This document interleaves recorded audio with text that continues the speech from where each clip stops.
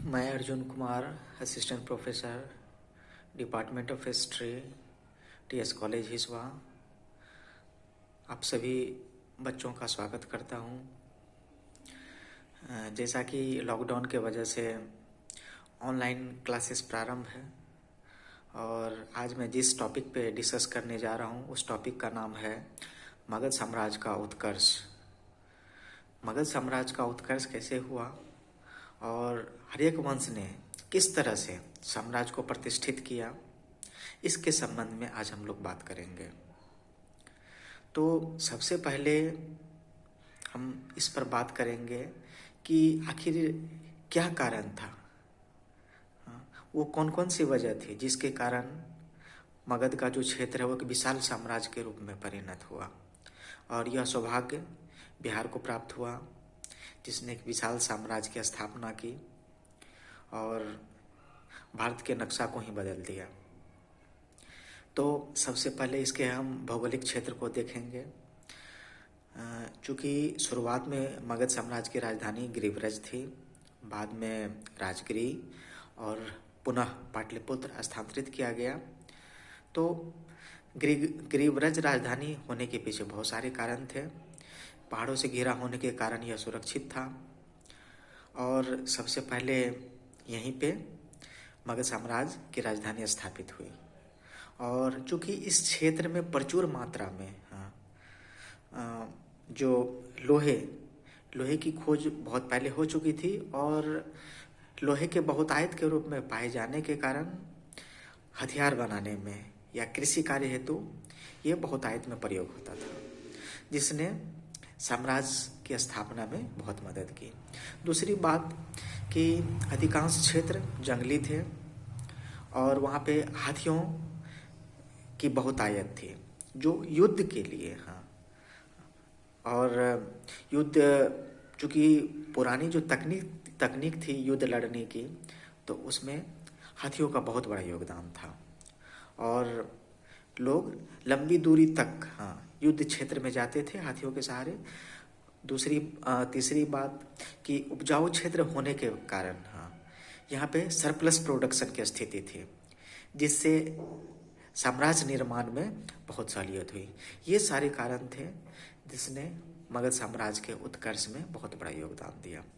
अब बात करेंगे कि ये जो मगध क्षेत्र है, तो इससे पूर्व में जो 16 महाजनपद के बारे में चर्चा हुई है, उसी में एक क्षेत्र ये भी था, उन्हीं 16 महाजनपदों में।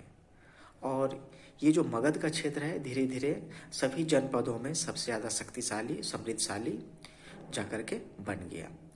और मगध क्षेत्र का जो पहला वंश था वो हर्यक वंश था, जिसकी स्थापना लगभग 544 ईसा पूर्व में बिंबिसार के द्वारा की गई थी। बिंबिसार एक महान शासक था जिसने अपने कूटनीति के द्वारा, रणनीतिक कौशल के द्वारा, युद्ध के द्वारा एक विशाल साम्राज्य स्थापित किया मगध साम्राज्य के रूप में। और पुनः उसके जो उत्तराधिकारी, चाहे वो अजातशत्रु हो, उदयन हो, नागदशक हो, उसने इस साम्राज्य को और बड़ा करने में महत्वपूर्ण भूमिका निभाई। तो सबसे पहले हम बात करते हैं बिंबिसार का। बिंबिसार ने जो अभी अंग का क्षेत्र है, वर्तमान में भागलपुर का क्षेत्र, और उस समय जो एक महाजनपद था उसको जीत करके, फिर वैशाली का जो क्षेत्र था उसको जीतकर, फिर कौशल का जो क्षेत्र था उसको जीतकर, फिर अवंती का जो क्षेत्र था, तो इन सारी क्षेत्रों को जीतकर उन्होंने मगध साम्राज्य में मिलाना शुरू किया। बिंबिसार ने लगभग 52 वर्षों तक शासन किया और अपनी कूटनीति के द्वारा, वैवाहिक संबंधों के द्वारा, युद्ध रणनीति के द्वारा उन्होंने इन सारे क्षेत्रों को अपने साम्राज्य में मिलाना प्रारंभ कर दिया। पुनः उसके पुत्र अजातशत्रु ने अपने पिता के द्वारा दिए गए साम्राज्य को और बढ़ाने का काम किया।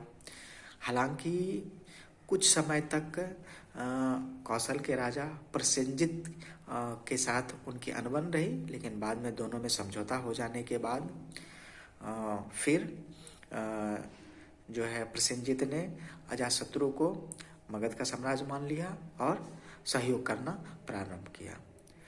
उसके बाद अजातशत्रु ने मद्र देश की जो राजकुमारी उनसे भी शादी कर उस क्षेत्र को अपने मगध साम्राज्य के अंतर्गत लाया। वैशाली में जो उपद्रव की स्थिति थी उसको भी शांत किया और अंग क्षेत्र जो पहले से ही मगध साम्राज्य में मिला हुआ था उस पर पूरी तरह से नियंत्रण बढ़ा करके, और सबसे बड़ी बात कि अवंती के राजा चंड प्रद्योत को उन्होंने पराजित कर अवंती को अपने साम्राज्य में मिलाया। और इस तरह से पुनः उनके उत्तराधिकारी उदयन ने सामरिक दृष्टिकोण से गंगा और सोन नदी के तट पर एक कुसुमपुरा नामक नगर बसाया जो पाटलिपुत्र के नाम से प्रसिद्ध हुआ, और उन्होंने अपनी राजधानी को वहाँ स्थानांतरित किया और इस तरह से मगध साम्राज्य का उत्कर्ष होता रहा।